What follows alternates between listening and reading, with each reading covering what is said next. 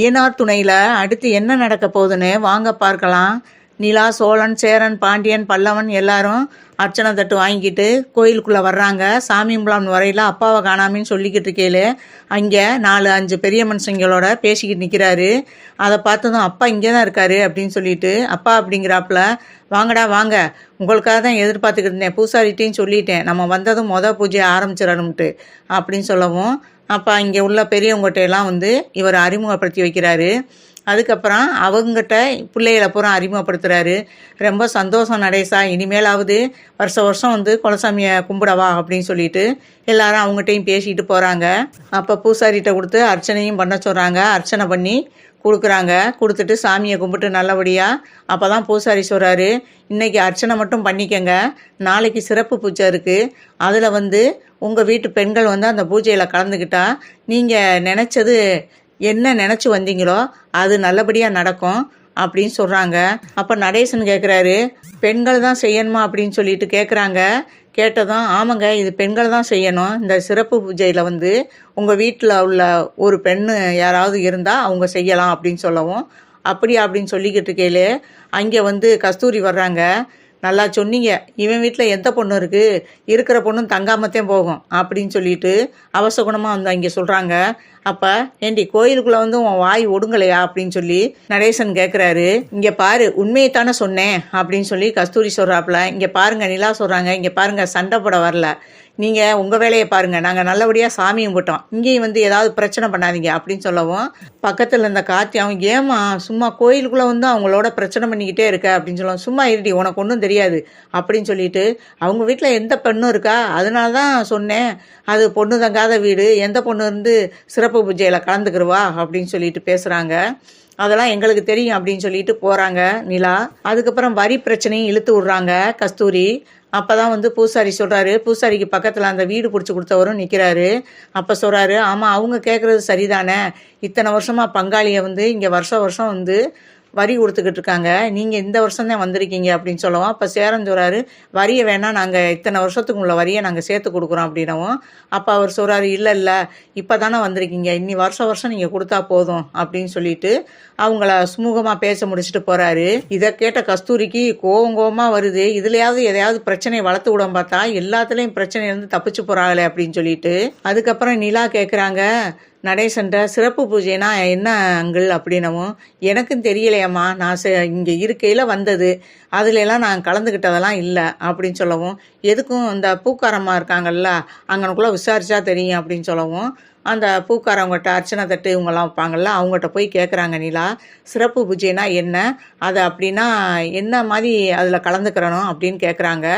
அதுக்கு அந்த அம்மா சொல்கிறாங்க, அம்மா, அது ரொம்ப சுத்தபத்தமாக இருந்து பால் குடம் எடுக்கணும், அதுக்கப்புறம் பிரகாரத்தை 3 தடவை சுற்றி பூக்குழி இறங்கணுமா, அந்த பால் குடத்தை தலையில் வச்சுக்கிட்டே பூக்குழி இறங்கிட்டு போய் அந்த ஐயனார் காலடியில் கொண்டு போய் அவர் காலடியில் கொண்டு போய் அந்த பால் குடத்தை இறக்கி வைக்கணுமா, இதுதான் சிறப்பு பூஜை அப்படிங்கிறாப்புல. அப்படியா அப்படின்னு சொல்லவும், பூக்குழினா என்ன அப்படின்னு கேட்குறாங்க. தீ மிதிக்கிறதுமா, கங்கெல்லாம் நெருப்பெல்லாம் போட்டு மிதிப்பாங்கல்ல, பார்த்துருக்கேல்ல, கேள்விப்பட்டிருக்கியா அப்படின்னும், நான் கேள்விப்பட்டிருக்கேன் அப்படின்னும், அதில் மிதிக்கணும் அப்படின்னு சொல்லவும், அப்படியா அப்படின்னு சொல்லிட்டு, இதெல்லாம் மனசார செய்யணுமா, பயபக்தியோடு செய்யணும், மனசு இல்லாமல் ஒரு பயத்தில் செஞ்சோம்னா ஒன்று கிடக்க ஒன்று ஏதாவது தெய்வ குத்தமாயிரும், அதனால மனசார வேண்டிக்கிட்டு செய்ய முடிஞ்சா செய், இல்லைன்னா நீ சாமியை கும்பிட்டு போ அப்படின்னு அந்த அம்மா சொல்கிறாங்க. இதை கேட்டு சேரன், சோழன், பாண்டியன், பல்லவன், நடேசன் எல்லாருமே, அம்மா வேணாம்மா நிலா, இது உன்னால் கஷ்டமான வேலைம்மா, இதை உன்னால் பண்ணவே முடியாதுமா, அதுவும் பால் குடம்னாலும் நீ எடுத்துடுவ, தீ மிதிக்கிறது அவ்வளோ லேசான விஷயம் இல்லை, வேணாமான்னு எல்லாருமே தடுக்கிறாங்க.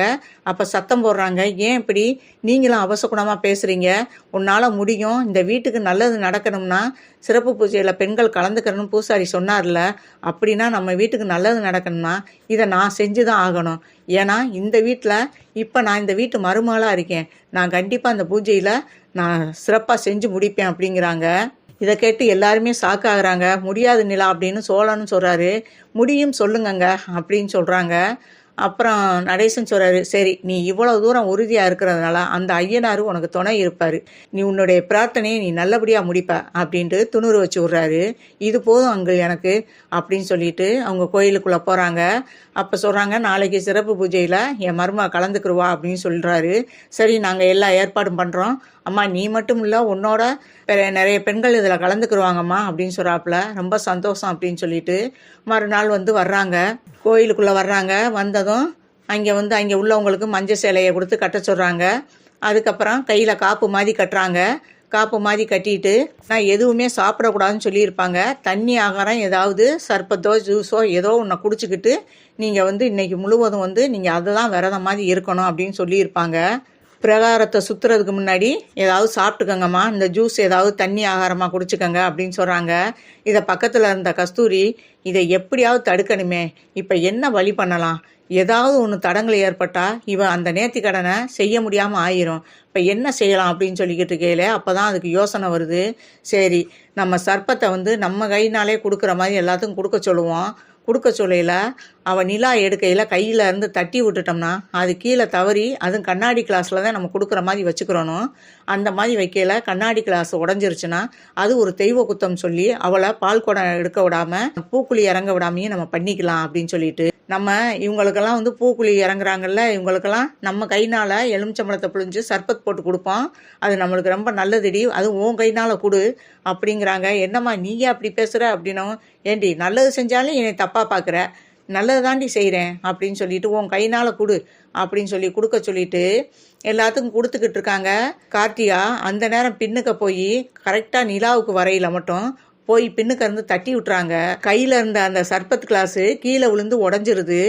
உடஞ்சதுமே பக்கத்தில் இருந்தவங்க சொல்கிறாங்க, ஏம்மா நீ பால் குடம் எடுக்க முன்னே இப்படி கை தவறி கிளாஸ் உடஞ்சிருச்சு, கண்ணாடி உடையக்கூடாது, இனிமேல் நீ பால் குடம் எடுக்கக்கூடாது, இது ஒரு தெய்வ குத்தமாயிருச்சு அப்படின்னு சொல்லி பக்கத்தில் உள்ளவங்களாம் சொல்கிறாங்க. அப்போ பூசாரின்னு சொல்கிறாரு, ஆமாம் கண்ணாடி கிளாஸ் உடஞ்சிருக்குமா, நீ வேணாமா, அடுத்த வருஷம் பார்த்துக்கலாம் அப்படிங்கிறாங்க. ரொம்ப சந்தோஷமாக பின்னுக்கு இருந்து கஸ்தூரி ரொம்ப சந்தோஷப்படுறாங்க. அப்போ நிலா சொல்கிறாங்க, இது நானாக கைதவறி கொட்டியிருந்தா கூட நீங்கள் ஒரு அபசகுணமாக சொல்லலாம், ஆனால் இது நான் ஏன் கைனால் கொட்டலை, பின்னுக்கு யாரோ நான் குடிக்க போயில வேணும்னு இடித்து தள்ளினமா தான் இருந்துச்சு, அதனால இது கைதவறி உடஞ்சிருச்சு, அதுக்காக நீங்கள் இது ஒரு அவசகுணம், நீ பால் குடம் எடுக்கக்கூடாதுன்னு சொல்கிறீங்க, இதுலெல்லாம் எனக்கு நம்பிக்கை இல்லை, என்னால் முடியும் சாமி, நீங்கள் நல்லபடியாக எனக்கு ஆசீர்வாதம் பண்ணா மட்டும் போதும் அப்படிங்கிறாங்க. அப்போ பூசாரி இருந்துக்கிட்டு, இல்லைம்மா அது அப்படின்னும், நான் என்னால் முடியும் சாமி, நான் சிறப்பாக செஞ்சிருவேன் அப்படிங்கிறாங்க. அப்போ பக்கத்தில் உள்ளவங்களும் இல்லைம்மா அப்படின்னும், இல்லைங்க என்னால் முடியும் அப்படின்னு சொல்லவும், சரின்னு சொல்லிட்டு இவ்வளோ தூரம் நீ சொல்கிற அப்படின்னு சொல்லிட்டு அவர் ஐயனார் காலடியில் ஒரு எலுமிச்சம்பழம் இருக்குது, அந்த எலுமிச்சம்பழத்தை பூஜை பண்ணி பொண்ணு முந்தானையில் அந்த எலுமிச்சம்பழத்தை கட்டி விடுங்க, அது அவங்களுக்கு ஒரு அவசகுணமாக இருந்தாலும் அவங்களுக்கு அந்த ஐயனார் துணை இருந்து அந்த பால் குடத்தை நல்லபடியாக எடுத்து பூக்குழி இறங்குவாங்க அப்படின்னு சொல்கிறாரு. உடனே அந்த எலுமிச்சம்பழத்தை வாங்கி பக்கத்தில் உள்ளவங்க அவங்க முந்தானையில் நிலா முந்தானையில் கட்டி விட்டு பிரகாரத்தை பால் குடத்தை வச்சுக்கிட்டு 3 தடவை பிரகாரத்தை சுற்றி நீங்கள் பூக்குழி இறங்கணும்னு பூசாரி சொல்லவும், அவங்களும் 3 தடவை சுற்றி அந்த பூக்குழியில் இறங்குறாங்க. இறங்கி நல்லபடியாக அந்த பால் குடத்தை ஐயனார் காலடியில் இறக்கி வைக்கிறாங்க. இதை பார்த்த கஸ்தூரி ரொம்பவே ஷாக்காகி நிற்கிது.